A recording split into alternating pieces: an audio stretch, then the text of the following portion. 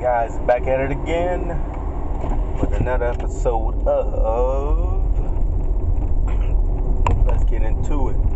Alright guys, like I said, it's the new name change now, and I'm starting to put description. What I'm going to talk about is on there also, so you guys can see what I'm trying to say, what I'm trying to being about, all that stuff. And like I said this before, all this stuff is opinions, things I'm thinking about, things that's come to mind, things I read about, things I see in here. So this should not be hopefully a movement of me about me like he's right, and I could be wrong, and that's why I encourage comments, because comments are a way, because somebody can tell you, hey, you're wrong in that area, and this is the correct way, and I can actually retract my statements of last videos and knock that out the way. Or if people say, yeah, you're right, I can actually I won't ignore that, but I'll just be like, thank you very much for saying I appreciate it. So let's get into it. And what I want to talk about is the culture of rape. Now you might think to yourself, as a guy, you're a guy, what do you know about rape? You don't have to have a specific gender about to know about rape. You know what I'm saying? For me, I always ask the question, because I always hear this, from judges, lawyers, and all that. The question always asked the victim is, what were you wearing? What do you mean the hell they were wearing? That does not have anything to do with getting raped. Nobody walks out the door and goes, I love this dress. It accentuates my boobs, accentuates my ass, but I hope I don't get raped. Nobody thinks that. Like, oh, I'm going to get raped because I'm wearing this outfit, so I might change. Nobody thinks that. No woman thinks that. For the fact that that's always a question when a woman gets raped, to me, I would love to be a prosecutor for that case, because the first thing I would say is, I object, Your Honor. What does that have to do with this person being raped, with this victim being raped? What does that got to do with anything? Why is her dressing got to do with anything about a crime being committed? You know what I'm saying? Anybody can become a victim of a crime, regardless of where you live. Oh, well, they live in a nice neighborhood. Well, they deserve to get robbed. What? Just because they decided to make their life better and live in a nice house in a nice neighborhood, they deserve to get robbed? They deserve to. That's basically what it's like. If you live in a nice neighborhood, drive a nice car, you deserve to get robbed because you just happen to have nice things. That's not how it in terms work. Because I guarantee you would never say that if it was a person that was a victim of a crime, the house getting robbed. You would never say that. The defense lawyer, the criminal, would never ask that. Well, what type of neighborhood you live in? They would never ask that question. So to me, to ask that question of a rape victim is, what were you at? What were you wearing?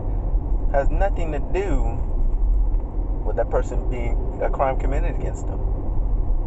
And this is when you sit there and people wonder why they don't speak up sooner. Because we have a culture where we're too busy blaming the victim and not the criminal. Who does that? Who sits there and blames the victim, blame the victim and not the criminal? When I hear stories about women getting raped, the first thing I ask is that dude in jail? I'm not asking you, hey, what were you wearing? Where were you at? The first thing I'm asking is, did you get justice? Yes? Good job. All right. Nothing to do with the hell they wearing. You can wear a nun's outfit and get raped. Doesn't matter. For the fact that this is a culture of blaming the victim, to me, it astounds me. It just shocks me. Every time I hear this, it's like, who makes up these rules? You know what I'm saying?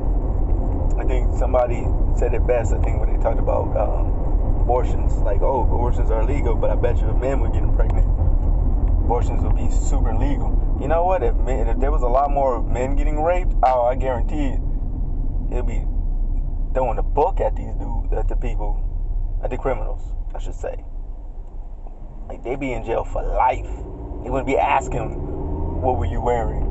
Where were you at? What were you doing? They won't be asking you the dumb questions. Like where I was wearing, nothing to do with happened. You know what I'm saying? I think one judge, he basically made me even madder. He was like, well, the rape is also on the victim's responsibility too. What? Who the fuck? Yeah, I'm gonna say it. Who the fuck does that? Who goes, hey, it's your responsibility because you're a victim? What? Or did you just see? And this is what I understand. You're smart as hell. You went to law school. You studied your ass off about law to become a lawyer. You did your thing as a lawyer. You became a judge, and yet stupid stuff come out your mouth. Why is it? Why is that? Why is smart people in our law, in our criminal justice system, saying the dumbest stuff, and yet we either have to accept it because they're smart and they're judges and all that, and lawyers and all that stuff, or we just have to just live with that. We don't have to live with that, and we don't have to accept it. If a judge says that to you, I say go up to, sir, Your Honor, may I approach the bench and just slap the bejesus out of him? Because obviously, or have him removed from the bench. Because if you're making it A-okay to be a criminal, a rapist per se, that's what you're gonna get. Just like that Brock guy in Northern California at Stanford, standout swimmer, raped an unconscious woman, gets supposed to get 10 years in prison, gets 6 months, only does half of that. To me, and everybody was like, that's an example of white privilege. No, that's an example of judges that are pussies, that are wusses, I should say wusses, that judges go, oh, I shouldn't punish them. Yes, you should punish them. It was like that one dude who sodomized his own 3-year-old cousin. The judge was like, oh, well, I mean, he didn't mean to. And it's like, what? He didn't mean to? Why are we freaking making these criminals like, oh, he did, oh, yeah, oh, who does that? You don't need to be a judge. You need to step aside off the bench, put somebody on there that's going to do what they need to do for the victim. If you're looking at the criminal as a victim, you don't need to do any criminal. You don't need to be a judge for criminals, because obviously you just think, whoa, he's a victim of the environment. What? How do you know? He might live in a great neighborhood. He might have great parents. He might have a dad that's a pastor of the church, and the church is doing so well. He might have a great home life, good grades in school, but yet you made him a victim of an environment that he doesn't exist in. To me, that's one, disrespecting to the rape victim. 2, disrespectful to the rape victims' families and our justice system. That's number 3. For the fact that, women can't speak out and say, well, I would say something, but obviously I can't because I'm going to get blamed. What? Why? That ain't right. And then you sit there and you wonder why they wait 10 years, 15 years, 80 years. Because they can't. We have a blame the victim mentality. I don't blame the victim. As soon as I hear that, I'm like, oh my God, I hope they're okay.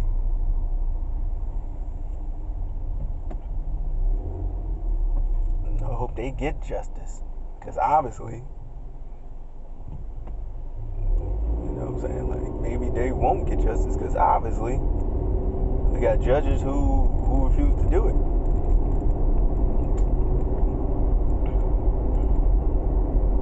So for me, I'm just astonished by this. I just thought about it and I was just like astonished by the fact that we live in a culture where it's a blame the victim culture, and yet nobody wants to blame the criminal. And then we sit there and we wonder why crime goes up. We wonder why things happen the way they happen. You know what I mean? Like, we're so busy trying to figure out the what, and we don't see the how and the where, and the whens and the who's and all that stuff. You gotta we can't keep doing this, because most of you guys that's listening probably got nieces and nephews, daughters, sons, moms, sisters, aunties, cousins, and I guarantee if somebody inappropriately touches your cousin or your daughter, your whoever, you're not gonna be sympathetic. You're not gonna write a letter to the judge. Oh, I'm sure he didn't mean this. Now you're gonna be like, throw that fool in jail. You gotta go. You need jail. You need to go figure out your life. You need to go to jail.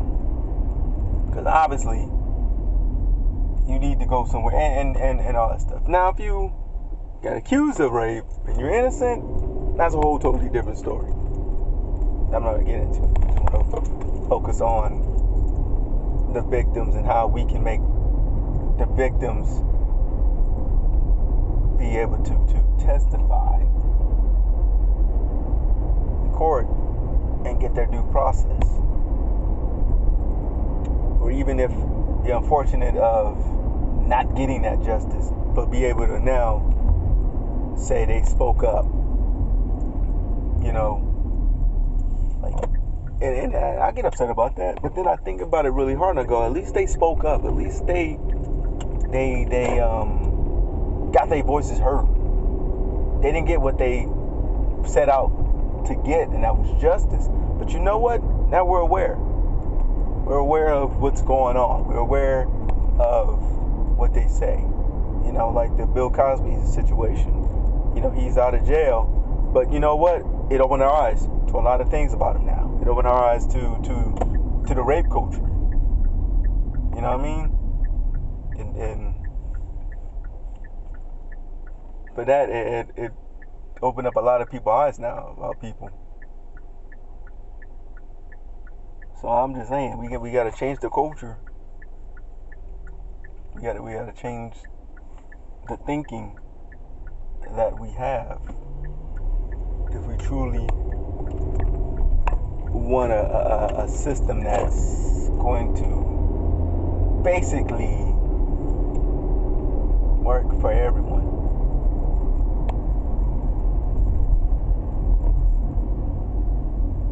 Alright, just want to thank you guys for your time,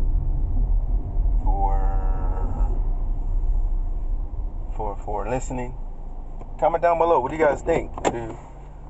What can we do to change the outcome of our culture and how we can make things better and make things nicer for everyone? You know what I'm saying?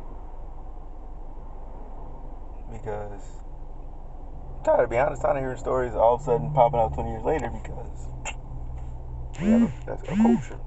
So, thank you for listening. Subscribe, like, comment.